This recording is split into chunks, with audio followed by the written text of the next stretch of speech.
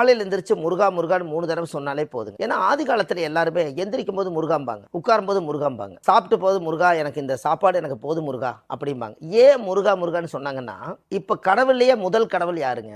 முதல் கடவுள் விநாயகர். அப்படித்தான் எல்லாம் சொல்லிட்டு இருக்காங்க. விநாயகர் காலப்போக்கில் பாத்தீங்கன்னா விநாயகர் தலை தனியா இருந்ததை உருவாக்கப்பட்டது. ஆனா முருகர் இயற்கையாவே சிவனுடைய குழந்தையாவே வராங்க. கரெக்டுங்களா?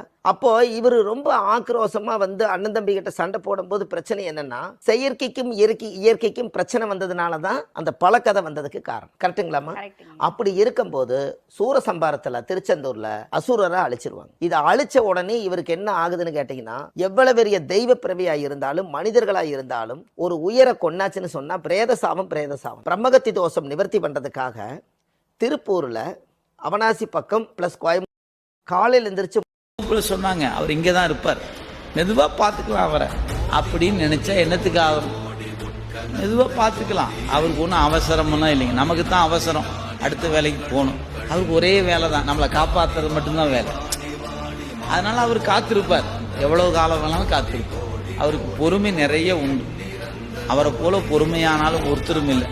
ஆனால் நமக்கு தான் பொறுமை இருக்கிறது இல்லை. ஆனால் அவர் பொறுமையாகவே இருப்பவர்.